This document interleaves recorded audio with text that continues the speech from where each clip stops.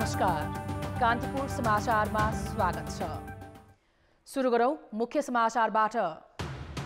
ओली सरकारको 3 वर्ष पूरा, विकास र समृद्धि नारामै समेत प्रतिनिधि सभा विघटन गरेर उल्टै अस्थिरताको बीजारोपण। नेकपा दाहाल समूहद्वारा चौथो चरणको आन्दोलन घोषणा। निर्वाचन आयोगले आधिकारिकताको विवाद टुङ्गो नलगाई आचार संहिताबारे छलफल गरेकोमा आपत्ति। मनलाग्दी सचिव सरुवाले प्रशासन संयन्त्र अस्थिर, एउटै सचिवको 4 महिनामा सरुवा, 3 वर्षमा स्वास्थ्य मन्त्रालयमा मात्रै 8 जना फेरिए। म्यानमारमा सैन्य शासकको अत्याचार, रातभर दलका नेता र सामाजिक अभियन्ता गिरफ्तार।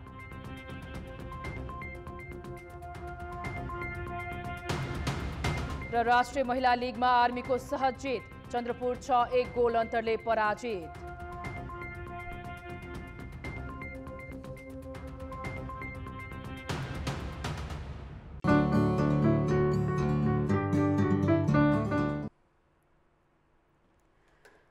केपी ओलीको नेतृत्वमा सरकार गठन भएको आज 3 वर्ष पूरा भयो। 21 महिनासम्म 2/3 र त्यसपछि सुविधाजनक बहुमत सहितको बलशाली सरकारले यो खेर फालेको छ।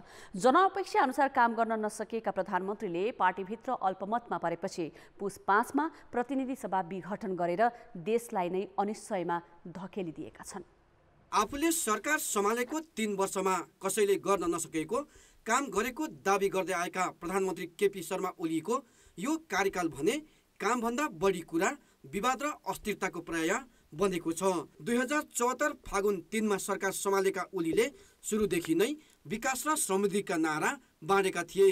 तर यस अवधिमा सरकार एकपछि अर्को विवादमा फस्यो। एकतर्फी रूपमा ल्याएको गुठी विधेयकको चर्को विरोधपछि संसदबाट फिर्ता लिनु पर्यो भने व्यापारिक समूह यति होल्डिङ्सलाई नेपाल ट्रस्टको जग्गा कौडीको भाउमा भाडामा दिने विवादास्पद निर्णय गर्यो।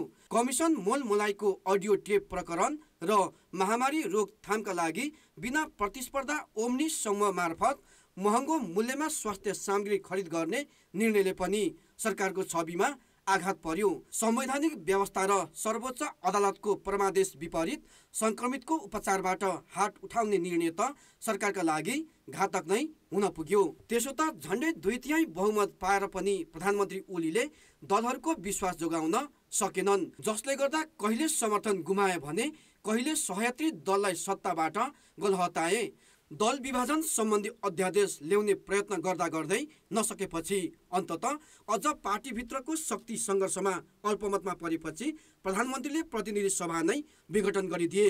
संवैधानिक शून्यताको जोखिम बढाउने र संवैधानिक परिषदमा आफूले इच्छाएका व्यक्तिलाई नियुक्त दिलाउने उनका कदमले विधि पद्धति र संविधानलाई नै खलबलाएको छ। ओली सरकार बनेको 3 वर्षलाई हेर्दा के देखिन्छ भने सरकार प्रमुखले मैले भयङ्कर उपलब्धि गरेँ भनेर भनेको स्थितिमा बाहेक अरू जनताको तर्फबाट हेर्दाखेरि खास उपलब्धि केही पनि देखिन्न।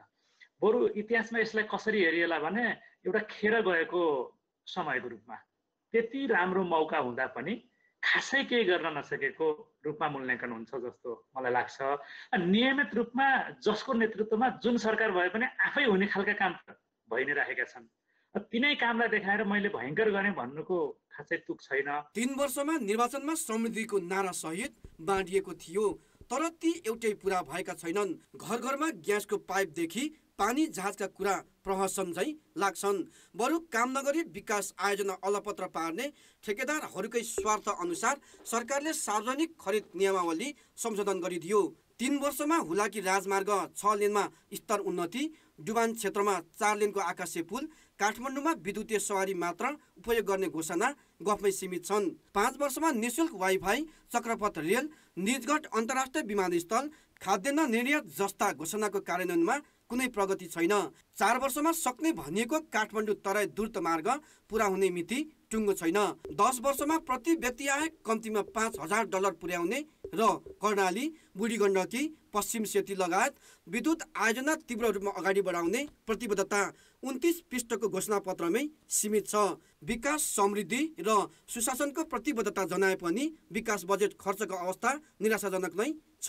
कुनै वर्ष पनि यो खर्च 20% सम्म पुगेको छैन। राष्ट्रिय गौरवकै आयोजनामा कछुवा गति छ। बरु 3 वर्षमा विकास बजेट वर्षको बीचमा आएर करिब 20% कटौतीमा पर्यो। यसलाई काम गरेर देखाउने स्वर्णिम अवसर सरकारले खेर फालेको रूपमा अर्थाइएको छ। अर्थतन्त्रको आर्थिक वृद्धि दर 3 वर्ष अगाडि 7+ थियो, त्यसपछि 6.5 का हाराहारीमा थियो। यो त्यसपछिको 2 वर्ष त अब कोरोना र यो अघिल्लो वर्ष, त्यही भएर त्यतिले मात्रै चाहिँ हामीले मूल्याङ्कन गर्न मिल्दैन। तर ओभरअल रिफर्ममा सरकारले आफ्नो ध्यान कतिको दियो भनेर यदि हेर्ने हो भने इकोनोमिक रिफर्ममा पहिलाका सरकारहरूभन्दा यो सरकार अब्बल रहन सकेन र यो सरकारले पनि निजी क्षेत्रलाई चलायमान बनाउन, अर्थतन्त्रको विस्तार गर्न, रोजगारी सृजना गर्न र जकडिएर रहेका विकासका जुन पुँजीगत खर्च बढाउने लगायतका जुन समस्याहरू थिए त्यसमा पनि कुनै उल्लेख्य उपलब्धि भएको हामीले भन्न सक्दैनौँ। यो 3 वर्षमा केही सकारात्मक काम भने नभएका होइनन्। लिपुलेक लिम्पियाधुरा समेटिएको पूर्ण नक्सा जारी गर्नु स्मरणीय काम हो। यसबाहेक समग्र अर्थतन्त्र र आर्थिक सूचकलाई ओह्रालो लाग्न नदिनु र आर्थिक गतिविधिले निरन्तरता पाउनु सकारात्मक छ। तर कामको साटो अप्रत्यारिला भाषणमा केन्द्रित हुँदा 3 वर्षमा देश र जनताका पक्षमा काम गर्ने अवसर भने गुमेको छ। साथै ओलीले बहुमतको सरकार पुरै अवधि चलाउने र लोकप्रिय कम्युनिस्ट प्रधानमन्त्री बन्ने मौकाको पनि सदुपयोग गर्न सकेनन्। पुस 5 मा प्रतिनिधि सभा विघटन गरेपछि त उनको लोकप्रियताको ग्राफ घटेको मात्रै छैन, उनी मुलुकलाई राजनीतिक अस्थिरताको खाडलमा धकेल्ने पात्रको रूपमा चित्रित भइरहेका छन्। कान्तिपुर समाचारका लागि क्यामेरामा श्याम श्रेष्ठका साथ सुमन पन्थ र दशरथ राई, काठमाडौँ। नेकपाको दाहाल नेपाल समूहले प्रतिनिधि सभा विघटनको विरोधमा चौथो चरणको आन्दोलन घोषणा गरेको छ। दाहाल समूहले आज पत्रकार सम्मेलन गरी फागुन 5 देखि 15 गतेसम्मका लागि आन्दोलनका कार्यक्रम घोषणा गरेको हो। स्थानीय तहका वडा स्तरदेखि काठमाडौँ लगायत विभिन्न शहरमा प्रदर्शन र सभाका कार्यक्रम गर्ने दाहाल समूहले जनाएको छ। विघटन बाहेक भ्रष्टाचार, महँगी र महिला हिंसालाई पनि आन्दोलनको एजेन्डा बनाइएको छ। 6 गते टुँडीखेल वरपर 1 घण्टा मानव साङ्लो बनाएर विरोध गर्ने कार्यक्रम राखिएको छ। 77 फागुन 6 गते प्रतिगमन, महँगी र भ्रष्टाचारको विरोधमा टुँडीखेल वरिपरि काठमाडौँको जुन टुँडीखेल छ, टुँडीखेल वरिपरि मानव साङ्लो, मानव चेन साङ्लोको विरोध कार्यक्रम गरिनेछ। फागुन 8 गते काठमाडौँमा प्रतिगमन विरुद्ध बृहत अन्तर्क्रिया कार्यक्रम आयोजना हुनेछ। दाहाल समूहले प्रतिनिधि सभा विघटनलाई निरङ्कुश र असंवैधानिक कदमको संज्ञा दिई प्रदर्शन गर्दै आएको छ। उसको तेस्रो चरणको आन्दोलन माघ 28 मा सकिएको थियो। निर्वाचन आयोगले वैशाखमा घोषित निर्वाचनको आचार संहितालाई लिएर आज राजनीतिक दलसँग छलफल गरेको छ। आयोगले आज नेकपाका दुवै समूह नेपाली कांग्रेस, जनता समाजवादी पार्टी लगायत दलका प्रतिनिधिलाई बोलाएर आचार संहिताबारे छलफल गरेको हो। आचार संहिताबारे दलको सुझाव लिनु अघि आयोगले आफूले तयार पारेको मस्यौदा प्रस्तुत गरेको थियो। छलफलमा नेकपाको दाहाल नेपाल खेमाले प्रतिनिधि सभा विघटन विरुद्धको मुद्दा सर्वोच्च अदालतमा विचाराधीन रहेको अवस्थामा निर्वाचन प्रक्रिया नै अगाडि बढाउन नहुने बताएको छ। यो समूहले नेकपाको आधिकारिकताको विवाद टुङ्गो नलगाई आचार संहिताको मस्यौदामाथि छलफल राखिएकोमा असन्तुष्टि जनाएको छ। 10 दिन अगाडि यो कुराहरू गरेका छौँ। तपाईँले अहिलेसम्म निर्णय दिनुभएको छैन। निर्वाचन कसरी सम्भव हुन्छ? सम्भव हुँदैन एकातिर भने अर्कोतिर सर्वोच्च अदालत यसबारेमा निरूपण दिइसकेको छैन। मुद्दा बहस भइरहेको छ। सर्वोच्च अदालतले संसद पुनर्स्थापना गरिदिन पनि सक्छ, सर्वोच्च अदालतले सदर गरिदिन पनि उसको राइटको कुरा हो। तर सर्वोच्च अदालत संविधानभन्दा बाहिर गएर निर्णय गर्न सक्दैन। छलफलमा नेकपा ओली खेमा, नेपाली कांग्रेस, जसपा लगायत दलका प्रतिनिधिले भने कार्यान्वयन हुने खालको आचार संहिता बनाउनु पर्नेमा जोड दिए। यस्तो ढङ्ग त तपाईँको मनमोहनजीले पनि गर्नुभएको थियो। मनमोहनजीको पालामा पनि निर्वाचन आयोगले आफ्नो कामै रोक्नु पर्छ भने छैन नि। निर्वाचन आयोगले आफ्नो काम गर्नै पर्छ। मानिलिनु कि सर्वोच्चले तपाईँको चाहिँ पुनर्स्थापना गरेन भने कि 12 गते र 27 गते निर्वाचन हुने कि नहुने, त्यो ग्यारेन्टी गर्ने कि गरेन भनेदेखि त त्यस्तो अन्यलमा जान्छ नि। त्यसैले निर्वाचन आयोगले आफ्नो काम गर्दै जाने। आयोगले दलहरूलाई आफ्ना सुझाव लिखित रूपमा सोमबारसम्म दिन भनेको छ। सरकारले वैशाख 17 र 27 मा निर्वाचन गर्ने घोषणा पुस 5 मा नै गरे पनि आयोगले अहिलेसम्म चुनावी कार्यतालिका सार्वजनिक गरेको छैन। दलहरूको सुझावका आधारमा आचार संहिता जारी गरी अन्य कार्यक्रम अगाडि बढाउने आयोगको तयारी छ। नेकपा अध्यक्ष तथा प्रधानमन्त्री केपी शर्मा ओलीले पुस 5 गते प्रतिनिधि सभा विघटन गरे यता राष्ट्रिय राजनीति त्यसको विरोध र प्रतिरक्षामा मात्रै अल्झिरहेको छ। नेकपाको एउटा घटक दाहाल नेपाल पक्षसहित अरू ठूला दलहरू प्रधानमन्त्रीको असंवैधानिक कदम विरुद्ध सडक सङ्घर्षमा छन्। सत्तामै रहेको नेकपा ओली समूह भने त्यसको बचाउमा शक्ति प्रदर्शनसहित जवाफी अभियान चलाइरहेको छ। यसले केन्द्रदेखि प्रदेश र स्थानीय तहसम्मका सरकारका काम कारबाही प्रभावित हुँदै गएका छन्। जनताका समस्या समाधान गर्न बहुमत मागेर सत्तामा पुगेको नेकपा प्रतिनिधि सभा विघटनसँगै 2 खेमामा विभाजित भएर एकले अर्को विरुद्ध खनिदिए आएका छन्। नेकपाकै अन्तर्कलहले अहिले संसद मात्रै विघटन भएको छैन, मुलुकको विकास र जनताका मुद्दा अलपत्र परेका छन्। सडकमा उत्रेको दाहाल नेपाल खेमा प्रतिनिधि सभा विघटनको चर्को विरोध सहित सडकमा छ। उसलाई पार्टी पुनर्गठन र जनताका मुद्दा भन्दा संसद सिद्ध्याउने ओली विरुद्ध खनिदैमा भ्याइ नभ्याइ छ। यो समूहका प्रदेशका मुख्यमन्त्री र मन्त्रीहरू पनि सरकारका काममा भन्दा सङ्घीय सरकारको आलोचनामा नै समय खर्च गरिरहेका छन्। सत्ताको साँचो बोकेका नेकपाकी अर्का अध्यक्ष ओली भने हुँदा छँदाको संसद विघटन गर्दा पनि आफू मात्रै ठिक भन्दै अरू सबैको तोजबोज गर्दै देश दौडाहा चलाइरहेका छन्। उनलाई सरकार सञ्चालन र जनताको हितको वास्तै छैन। उनी मातहतका मन्त्री र प्रदेश सरकारहरू समेत जनताका काममा भन्दा ओलीलाई नै सर्वेसर्वा देखाइरहेका छन्। एक पक्ष सरकारको कामको प्रतिरक्षा गर्ने भिडमा रूपान्तरण भएको छ भने अर्को पक्ष आलोचनामा। विकास र समृद्धिबारे भने आफैले देखाएको सपना पूरा गर्न भन्दा सत्ता टिकाउने र हात पार्ने होडबाजी छ। संविधानमा नभएको अधिकार मैले प्रयोग गरेँ भनेर जसरी स्वेच्छाचारी किसिमले प्रधानमन्त्रीले यो काम गर्नुभएको छ, यसलाई हाम्रो स्वतन्त्र न्यायालयबाट समेत र नेपाली जनताको जनमतबाट समेत यो अस्वीकृत हुनेछ र त्यसपछि नेपालको संविधान एउटा स्वाभाविक प्रक्रियामा आफ्नो गतिमा अगाडि बढ्यो भने त्यसले फेरि हामी त्यो राजनीतिक स्थायित्वको बाटोतिर जानेछौँ र केपी शर्मा ओलीजीले जसरी नेपाली जनताले 5 वर्षको लागि दिएको जनमतलाई अपमान गर्नुभएको छ र नेपाली जनताका आकाङ्क्षाहरू नेपाल राष्ट्रको आवश्यकतामाथि जसरी उहाँले आघात पुर्याउनु भएको छ, हामी त्यसका घाउ र चोटहरूलाई क्रमशः पुर्दै अगाडि बढ्नेछौँ भन्ने हाम्रो विश्वास छ। राजनीतिक खिचातानीको असर सबै क्षेत्रमा छ। मन्त्रालयमा बसेर देश र जनताको काम गर्नुपर्ने प्रधानमन्त्री र मन्त्रीहरू त प्राय त्यहाँ भेटिन्नन्।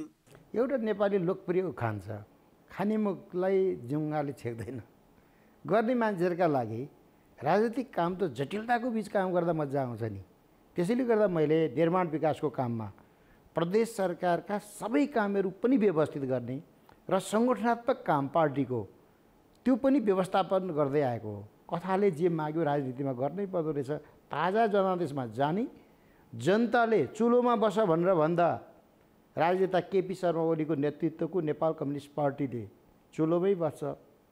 होइन राजनेता मदन भण्डारीको भनाइलाई म सापट्टि लिन चाहन्छु। होइन जनताले भुइँमा बसेर भन्नुभयो भने भुइँमा बस्न तयार छौँ, चौकोमा बस भन्यो भने हामी त्यसका लागि तयार छौँ। 3 वर्ष अघि स्थिर सरकार बनेपछि राजनीतिक स्थायित्व र विकास निर्माण मार्फत आफ्ना माग सम्बोधन हुने जनअपेक्षा थियो। तर मुलुककै भविष्य समेत अन्धकारतर्फ उन्मुख हुने गरी दलहरू आफ्ना अभिष्ट पूरा गर्ने होडबाजीमा उत्रिएपछि केन्द्रदेखि प्रदेश सरकारले लय गुमाउन थालेका छन्। यसले विकास र समृद्धिका सूचक समेत खस्कदै गएको देखिन्छ। कान्तिपुर समाचारका लागि क्यामेरामा विनोद कोजुसहित कैलालीबाट महेन्द्र बमका साथमा नवराज पाण्डे, काठमाडौँ। ब्रेकपछि समाचारमा स्वागत छ। प्रधानमन्त्री केपी ओली र उनका समर्थक सरकारलाई अस्थिर बनाउन खोजिएकाले प्रतिनिधि सभा विघटन गरेको तर्क दिन्छन्। तर स्थायी सरकार मानिने निजामती प्रशासनलाई भने उनै प्रधानमन्त्रीले अस्थिर बनाएका छन्। सचिवहरूलाई 4 महिना पनि नहुँदै सरुवा गर्दा त्यसको असर सरकारको काममा परिरहेको छ। सचिव गोपीनाथ मैनाली असोज दोस्रो साता सरुवा भएर शिक्षा मन्त्रालय पुगेका थिए। त्यहाँ उनले 5 महिना पनि काम गर्न पाएनन्। बिहिबारको मन्त्री परिषदले उनलाई सार्वजनिक खरिद अनुगमन कार्यालयमा सरुवा गर्यो। 2073 असोजमा बरुवापछि मैनालीको यो 7औं जिम्मेवारी अर्थात् 6औं सरुवा हो। सचिव मैनाली निर्वाचन आयोगमा छँदा आयुक्तहरूलाई महँगो गाडी किन्न नमान्दा सरुवामा परेका थिए। अहिले शिक्षा मन्त्री कृष्णगोपाल श्रेष्ठको इच्छा अनुसार निर्णय गर्न राजी नभएपछि मैनालीलाई बेकामै मानिने सार्वजनिक खरिद अनुगमन कार्यालय पुर्याइएको छ। यसरी 4 महिना नहुँदै सरुवा गरिएका उदाहरण धेरै छन्। गएको 3 वर्षमा स्वास्थ्य मन्त्रालयमा मात्र 8 जना सचिव फेरिसकेका छन्। सरुवा भएको मन्त्रालय र माथतका निकायको सङ्गठन संरचना राम्ररी नबुझ्दै सचिव फेर्ने प्रवृत्तिले स्थायी सरकार मानिने निजामती प्रशासनलाई अस्थिर बनाएको छ। स्थायी सरकारको लागि प्रशासन यन्त्रको लागि एकदम घाटा हो। मैले भनिहालेँ 4-5 कुराहरू गरेँ। संस्थागत स्मृतिलाई यसले चाहिँ ध्वस्त पार्छ, कर्मचारीको मनोबल र उत्साह चाहिँ घटाउँछ, जिम्मेवारी जवाफदेही चाहिँ लिन छोड्छन् कर्मचारीहरूले र अर्कोतिर चाहिँ तपाईँको यो संस्थागत यो विशेषज्ञता जुन हो यो एक्सपर्टिज भनौँ, स्पेसलाइजेसन भनौँ, यसको विकासै हुन पाउँदैन। आज एक ठाउँ छ, भोलि अर्को ठाउँ छ। अब यस्तो त गर्नै नहुने हो। सबभन्दा डरलाग्दो कुरा त के छ भने नारायणजी, यो भ्रष्टाचारको प्रवृत्ति मौलाउने खतरा हुन्छ क्या छिटो सरुवा गर्दा। किनभने अब कारण नखुलाइकन कुनै मान्छेलाई आउट गर्ने र कुनै मान्छेलाई इन गर्ने गर्दाखेरि चाहिँ जसले त्यो गरेको छ उसको खास स्वार्थ भएको चाहिँ नि सङ्केत मिल्छ। मन्त्री परिषदले बिहिबार 1 दर्जन भन्दा बढी सचिव सरुवा गरेकामा निर्णय भने गुपचुप राखिएको छ। यसरी छिटो सरुवाको प्रभाव कार्य सम्पादनमा परिरहेको छ। चाँडो सरुवाले माथतका कर्मचारीले नटेर्ने र जवाबदेहिता वहन नगर्ने प्रवृत्ति मात्रै फाइदा हुन्छ। साउन भदौ असोजमा बाहेक अरू बेलामा सरुवा नगर्ने भन्ने छ। नियम त अति राम्रो छ, त्यसको पालना भएन नि। सरकारबाट नै नियमको उल्लङ्घन हुन्छ भने अब जनताले त्यसको कसरी अनुसरण गर्छन्, कसरी पालना हुन्छ, के एक्सपेक्ट गर्छन्? त्यो हामीले फर्मलिजम भन्छौँ के, भन्ने एउटा गर्ने अर्को, देखाउने एउटा गर्ने अर्को, त्यस्तो व्यवहार देखियो। त्यसले गर्दाखेरि यो अहिलेको त मान्छेमा नैराश्यता आइराखेको छ। यो नैराश्यतालाई चाहिँ नै अगाडि बढ्न दिनु हुँदैन। सरुवाको कुराहरू गर्यो, त्यो धेरै जस्तो गरिकन चाहिँ नै स्पोइल सिस्टम भन्छ नि, हाम्रो लुट प्रणालीतिर गइरहेछ। आफ्नो अनुकूलको मान्छेहरू राख्ने, अरूहरूलाई त्यहाँ चाहिँ एक्सेप्ट नगर्ने, सकेसम्म उनीहरूलाई सरुवा गर्ने, त्यस्तो पद्धति बढेर गएको छ। यो चाहिँ नै सम्पूर्ण प्रशासनको लागि यो ज्यादै चाहिँ नै नकारात्मक यो चाहिँ असर पर्छ यसले। कर्मचारी प्रशासनमा सरुवा स्वाभाविक हो, तर अस्वाभाविक लाग्ने गरी 3-4 महिनामै सरुवा गरेर सरकारले सचिवहरूलाई मात्र काम गर्न नदिएको होइन, सिङ्गो कर्मचारी प्रशासनलाई असुरक्षित समेत महसुस गरिरहेको छ। अझ निर्वाचन घोषणापछि काम चलाउ भएको सरकारले सरुवाको निर्णय लिनुलाई त झनै अस्वाभाविक मानिएको छ। कान्तिपुर समाचारका लागि क्यामेरामा विनोद गोजुका साथ नारायण किलम्बु, काठमाडौँ। प्रतिनिधि सभामा विघटन विरुद्धको मुद्दामा जवाफी बहस गरेका कानुन व्यवसायीले संविधानले प्रधानमन्त्रीलाई विशेषाधिकार नदिएको दाबी गरेका छन्। विघटनको मुद्दामा प्रधानमन्त्रीका तर्फबाट भएको बहसको जवाफमा मुद्दाका पक्षधर कानुन व्यवसायीले संविधानले पूर्व राजाहरूलाई जस्तै प्रधानमन्त्रीलाई अधिकार दिएको छ भन्नु संवैधानिक सर्वोच्चताकै खिलाफमा हुने बताए। बहुमत प्राप्त दलको नेताले संसद विघटन गर्ने हो भने संविधान नै संशोधनको प्रक्रियामा लैजानुपर्ने भन्दै उनीहरूले त्यो अदालतको व्याख्याभित्र नपर्ने तर्क गरे। संसदले असहयोग गर्यो भन्ने तर्क सही नभएको, बरु प्रधानमन्त्रीले नै संसदलाई बन्धक बनाएको कानुन व्यवसायीको जिकिर छ। प्रधानमन्त्री ओलीको तर्फबाट बहस गरेका अधिवक्ताहरूले संविधानको धारा 67 को उपधारा 5 बमोजिमको प्रधानमन्त्रीले विश्वासको मत प्राप्त गर्न नसक्दा विघटन गर्न पाउने तर बहुमत प्राप्त प्रधानमन्त्रीले नपाउने भन्ने विषय नमिल्ने तर्क गरेका थिए। आज जवाफी बहसमा उपस्थित अधिवक्ता दिनमणि पोखरेलले प्रधानमन्त्रीले संविधानले नदिएको अधिकार प्रयोग गर्न नपाउने र संसदले सरकार दिने विकल्प नभएमा मात्रै विघटन हुने उनको तर्क थियो। प्रधान न्यायाधीश चोडेन्द्र शमशेर राणाले धारा 76 को उपधारा 1 अनुसार बहुमत प्राप्त दलको सरकार छ, उपधारा 2, 3 र 5 को अवस्था कहाँ देख्नुहुन्छ, त्यहाँ जान कसरी मिल्छ भन्ने प्रश्न गरेका थिए। जवाफमा अधिवक्ता पोखरेलले यो कल्पना गर्ने विषय होइन, प्रक्रियामा जानु पर्यो भनेका थिए। वरिष्ठ अधिवक्ता दिनेश त्रिपाठीले सदनभित्रको प्रक्रियामै प्रवेश नगरी बाहिरबाट विघटन गर्नु नै असंवैधानिक भएको भन्दै त्यसको संसदमा परीक्षण हुनुपर्ने बताए। न्यायाधीश अनिल कुमार सिन्हाले प्रतिनिधि सभामा विघटनको जसलाई असर परेको छ, संसदभित्रका पार्टीबाट आएका छैनन् भन्ने आयो नि भन्दै प्रश्न गरेका थिए। त्यसको जवाफमा अधिवक्ता त्रिपाठीले विघटनको असर सिङ्गो मुलुकलाई नै परेकोले को आयो आएन भन्ने महत्त्वपूर्ण नभएको दावी गरे। संविधान सभाले बनाएको संविधानले एक कार्यकाल पनि पूरा गर्न नपाउने अवस्था गलत भएको उनको तर्क छ। प्रत्युत्तर बहस भोलि दिउँसो 1:30 बजेसम्म सक्ने गरी आउन प्रधान न्यायाधीश राणाले आग्रह गरेका छन्। उनीहरूको तर्फबाट बहस सकिएपछि नेपाल बार एसोसिएसन र सर्वोच्च अदालत बार एसोसिएसनबाट पठाइएका एमिकस क्युरीले सुझाव दिनेछन्। सर्वोच्च अदालतले बालुवाटार स्थित ललिता निवासको जग्गा हिनामिना प्रकरणमा पूर्व प्रधानमन्त्री माधव कुमार नेपाल र बाबुराम भट्टराई विरुद्ध मुद्दा चलाउने नचलाउने विषयमा प्रमाण मागेको छ। न्यायाधीश आनन्द मोहन भट्टराई र हरिप्रसाद फुयालको इजलासले आज सुनुवाई गर्दै प्रमाण बुझ्ने आदेश दिएको हो। ललिता निवासको जग्गा व्यक्तिका नाममा पुर्याउन निर्णय गरेकाले नेपाल र भट्टराईलाई भ्रष्टाचार मुद्दा चलाउन आदेश माग्दै वरिष्ठ अधिवक्ता बालकृष्ण न्यौपानेले रिट दायर गरेका थिए। अख्तियार दुरुपयोग अनुसन्धान आयोगले नीतिगत निर्णयमा आफूले हात हाल्न नमिल्ने जनाएर नेपाल र भट्टराई विरुद्ध मुद्दा चलाएको थिएन। ललिता निवासको जग्गा हिनामिना प्रकरणमा तत्कालीन मन्त्री विजय कुमार गच्छदार र चन्द्रदेव जोशी सहित 150 जना भन्दा बढी विरुद्ध अख्तियारले 1 वर्ष अघि विशेष अदालतमा मुद्दा दायर गरेको थियो। सर्वोच्चले विशेष अदालतमा रहेको मुद्दाको मिसिल र संलग्न कागजात मगाएर नेपाल र भट्टराई विरुद्ध मुद्दा लाग्ने नलाग्ने विषयमा निर्णय लिन लागेको हो। नेपालमा 1 महिना अघि 3 जनामा नयाँ प्रकारको कोरोना भाइरस संक्रमण पुष्टि भएको थियो। उनीहरूको सम्पर्कमा आएका थप व्यक्तिमा पनि नयाँ प्रकारको भाइरसको शंका गरिएको छ। तर देशभित्र जिन सिक्वेन्सिङ गर्ने विधि नरहेकाले भाइरस कुन खालको हो भन्ने यकिन हुन सकेको छैन। बेलायतबाट पुस पहिलो साता आएका 3 जनामा माघ 5 गते कोरोना भाइरसको नयाँ प्रकार पुष्टि भएको थियो। ती 3 जना निको भइसकेका छन्, तर उनीहरूसँग सम्पर्क भएकाहरूमा पनि नयाँ प्रकारको भाइरस संक्रमणको शंका गरिएको छ। उनीहरूको सम्पर्कमा आएकाहरूको पहिचान गरी पीसीआर विधिबाट परीक्षण गर्दा संक्रमण पुष्टि भयो, तर एस जिन देखिएन। यस्तो अवस्थामा नयाँ प्रकारको भाइरस संक्रमणको सम्भावना हुन्छ, तर नयाँ भाइरस कुन प्रकारको हो भन्ने यकिन हुन सकेको छैन, किनभने अहिलेसम्म नेपालमा नयाँ प्रकारको भाइरस पहिचान गर्ने अर्थात् जिन सिक्वेन्सिङ गर्ने विधि नै छैन। पत्ता लगाउन विदेश पठाउनुपर्छ। नयाँ प्रकारको भाइरस संक्रमणको आशंका गरिएकाहरू ठिक भइसकेको भन्दै स्वास्थ्य मन्त्रालय जिन सिक्वेन्सिङ गर्न आवश्यक नरहेको भनी पन्छिएको छ। कन्ट्याक्ट ट्रेसिङ परेका पनि कोहीमा त्यस्तो थप जटिलता, थप समस्याहरू नदेखिएको र त्यो इलाकाहरूमा पनि त्यस्तो जुन छ नि सडन केस राइज नभएको भएर यसमा बढी गर्न परेन। तर हामीले चाहिँ एज अ इडिसिडी अथवा यो कन्ट्याक्ट ट्रेसिङको टिम चाहिँ सचेत रहेर चाहिँ अवेर अवस्थामा रहेको छ।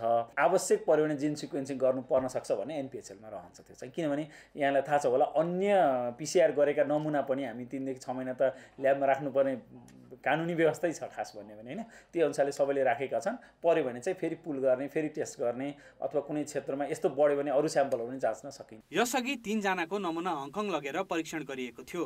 यसपालि नमुना विदेश पठाउन आवश्यक नठानेको मन्त्रालयले नयाँ प्रकारको भाइरस संक्रमणको शंका गरिएका व्यक्तिसँग सम्पर्क हुनेमाथि निगरानी भने गरिरहेको छ। यसले नयाँ प्रकारको भाइरस कतै समुदाय स्तरमा फैलिएको त छैन भन्ने आशंका बढाएको छ। यसको नराम्रो पक्ष के हो भन्दाखेरि यो चाहिँ एकदमै बढी मात्रामा हैन यो संक्रमण गर्न सक्छ। हामीले आर नट भ्यालु भन्छौँ।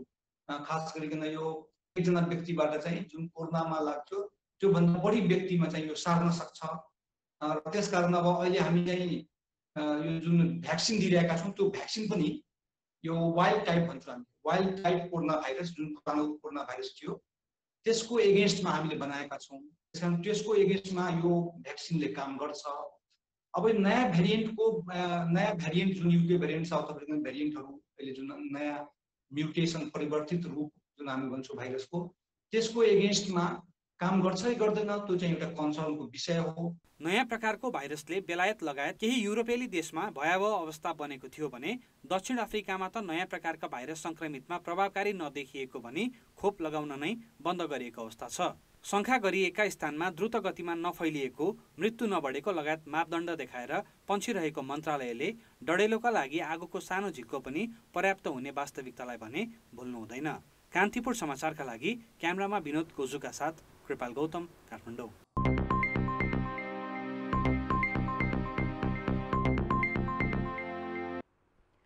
नेपाल राष्ट्र ब्याङ्कले कोरोना महामारीबाट प्रभावित व्यवसायीलाई लक्षित गरी कर्जा पुनर्संरचनाको नीतिगत व्यवस्था गरेको छ। राष्ट्र ब्याङ्कले आज मौद्रिक नीतिको अर्धवार्षिक समीक्षा मार्फत असारसम्म लिखित कार्ययोजना पेश गर्ने महामारी प्रभावित व्यवसायीको कर्जा पुनर्संरचना गर्ने व्यवस्था गरेको हो। पुनर्संरचनामा व्यवसायीले तिर्नुपर्ने कर्जाको ब्याज दर 10%बाट 5%मा झारिएको छ। पुससम्म सक्रिय वर्गमा रहेको कर्जालाई लिखित कर्जा योजना पेश गरे पुनर्संरचना गरिदिने भनिएको छ। खास गरी पर्यटन व्यवसायीले 10% ब्याज तिरेर कर्जा पुनर्संरचना गर्न नसकेपछि राष्ट्र ब्याङ्कले यसअघिको नीतिगत त्यसमा अहिले पुस मसान्त गुज्रिसक्दाखेरि कतिपय व्यवसायीहरू खास गरी यो टुरिज्मसँग रिलेटेड र अन्य केही क्षेत्रका व्यवसायीहरूले अहिले पनि हामीले रिस्ट्रक्चर गर्न सकेनौँ। 10% ब्याज पनि बग्यौताको 10% पनि बुझाउन सकेनौँ। त्यसकारण यसलाई म्याद थप्नु पर्यो भन्ने खालको उहाँहरूको रिकमेन्डेसनहरू आयो, मागहरू आयो। हामीले त्यसलाई विश्लेषण गर्दा सही ठान्यौँ र यसलाई चाहिँ अझै थप समय दिएछौँ र बुझाउनु पर्ने ब्याजको फिगरमा पनि 10बाट घटाएर 5 गरेका छौँ। भएको व्यवस्था यो हो। 10 मेगावाट भन्दा कमका जलविद्युत आयोजनामा पुनर्कर्जालाई प्राथमिकता दिइने राष्ट्र ब्याङ्कले बताएको छ। शेयर धितो कर्जामा कुनै फेरबदल गरिएको छैन। डिजिटल भुक्तानीका लागि QR कोडको प्रयोग बढाइने भएको छ। 2 वर्ष अघि सुरु सामाजिक सुरक्षा कार्यक्रम प्रभावकारी हुन नसकेपछि सरकारले कोष सम्बन्धी कार्यविधि संशोधन गरेको छ। सरकारले अस्पताल भर्ना हुने योगदानकर्तालाई 1 लाख रुपैयाँसम्म उपचार खर्च दिने गरी कार्यविधि संशोधन गरेको हो। यसअघि 25,000 मात्र दिने व्यवस्था थियो। यस्तै वृद्ध अवस्था सुरक्षा योजना अन्तर्गत योगदानकर्ताको आधारभूत पारिश्रमिकको 20% रकम निवृत्त भरण र 8.33% अवकाश सुविधा योजनामा जम्मा गरिने भएको छ। यसअघि अवकाश योजना कार्यान्वयनमा थिएन। अवकाश कोषमा जम्मा रकम योगदानकर्ताले अवकाश हुँदा वा जागिरबाट अलग हुँदा यसभन्दा अगाडिको कार्यविधिमा जुन कार्यविधिमा 28.33% रकम नै 60 वर्षपछि रिटायरमेन्टपछि पाउने भन्ने कुराले गर्दाखेरि नै यसपछिको त्यस्तो आकर्षण देखिएको थिएन। त्यसलाई चाहिँ हामीले अहिले के गर्यौँ भने यो 28.33 लाई स्किम ब्रेक गरेर एउटा निवृत्तिभरण योजना बनायौँ, जो भनेको पेन्सन खाने हो। बाजुन्जेल पेन्सन खाने त्यो 20%मा गयो भने 8.33% रकम चाहिँ अवकाश योजना भनेर बनायौँ। जुन किसिमको व्यवस्था हुनुपर्छ भनेर योगदानकर्ताहरूबाट माग भएको थियो त्यसलाई सम्बोधन गरिएको छ। अवकाश योजनामा जम्मा गरेको रकमको 80% योगदानकर्ताले विशेष सापटीको रूपमा लिन पाउने व्यवस्था गरिएको छ। हालसम्म 13,000 प्रतिष्ठानका 1,89,000 श्रमिक मात्र कोषमा आबद्ध छन्। समाचारमा पुनः स्वागत छ। अब जनमतको अन्तिम परिणाम। जनमतमा हिजो हाम्रो प्रश्न थियो, खेर गइरहेको विद्युत उपयोग नगरी आयात बढाउने तयारीलाई के भन्नुहुन्छ? ए. व्यवस्थापनमै कमजोरी, बी. परनिर्भरताको बानी र सी. प्रसारण लाइन नभएको बाध्यता। जनमतको अन्तिम नतिजा यस्तो छ। ए. व्यवस्थापनमै कमजोरीमा 66%, बी. परनिर्भरताको बानीमा 22% र सी. प्रसारण लाइन नभएको बाध्यतामा 12% मत प्राप्त भएको छ। अब जनमतमा आजको प्रश्न। जनमत: सरकारले किन 4-4 महिनामै सचिवको सरुवा गरिरहेको होला? ए. स्वार्थमा बाधक बनेकाले, बी. काम गर्न नसकेकाले र सी. प्रशासनमा राजनैतिकरण। जनमतको अन्तिम परिणाम भोलि बेलुकी 8 बजेको कान्तिपुर समाचारमा प्रसारण गर्नेछौँ। कृपया NEWS news space A, B वा C टाइप गरी 34001 मा SMS गरेर आफ्नो मत व्यक्त गर्नुहोला। अब जनताको आवाज। हामीले अर्घाखाँचीमा सोधेका छौँ, स्थानीय तहमा रहेको न्यायिक समितिलाई मुद्दा सहजीकरण गर्दा के समस्या आउने गरेका छन्?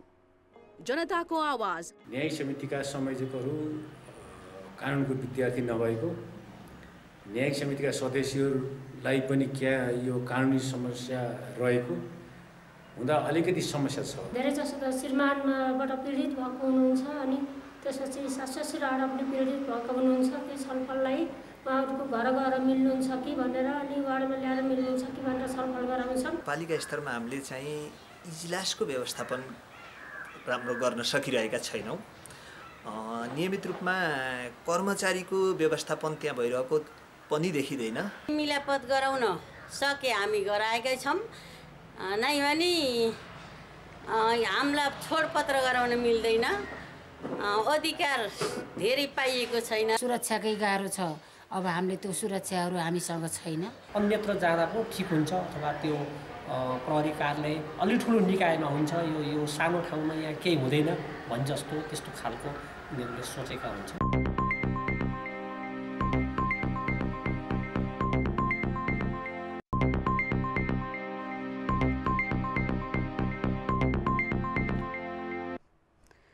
विभागीय श्रीभुवन आर्मी क्लबले राष्ट्रिय महिला लीग फुटबलमा आज रौतहटको चन्द्रपुर नगरपालिकालाई 6-1 गोल अन्तरले पराजित गरेको छ। 7 बाटो स्थित एन्फा कम्प्लेक्समा आर्मीलाई जित दिलाउन रश्मि घिसिङले 4 गोल गरिन्। यस्तै बिमला चौधरीले 2 गोल गरिन्। चन्द्रपुरकी रजनी थोकरले सान्त्वना गोल फर्काइन्। चन्द्रपुरको गोलरक्षक र डिफेन्डरको तालमेल नमिलेको फाइदा उठाउँदै खेलको 10औं मिनेटमा स्ट्राइकर रश्मिले आर्मीलाई अग्रता दिलाएकी हुन्। चन्द्रपुर रश्मिको पूर्व टिम समेत हो। उनले 22औं मिनेटमा व्यक्तिगत दोस्रो र 23औं मिनेटमा व्यक्तिगत पहिलो गोल गरेपछि आर्मीले 3-0 को अग्रता बनाएको थियो।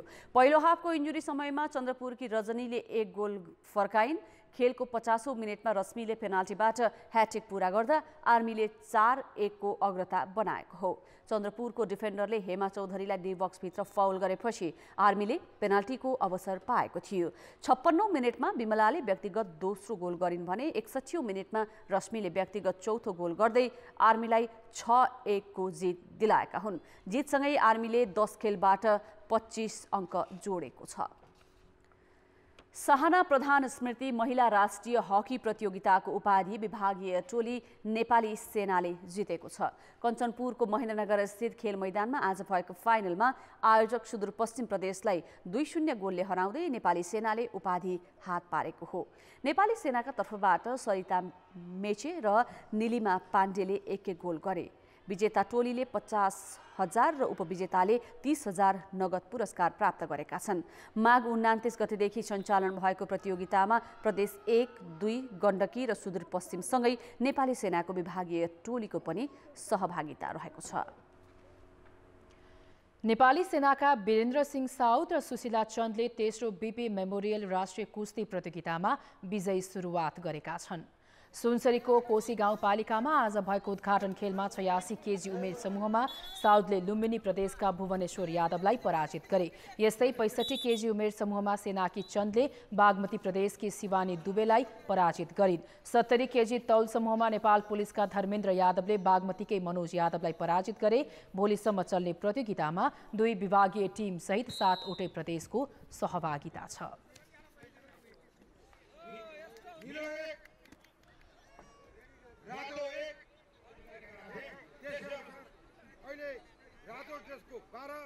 खेल समाचार यति नै। अब मौसम सम्बन्धी जानकारी।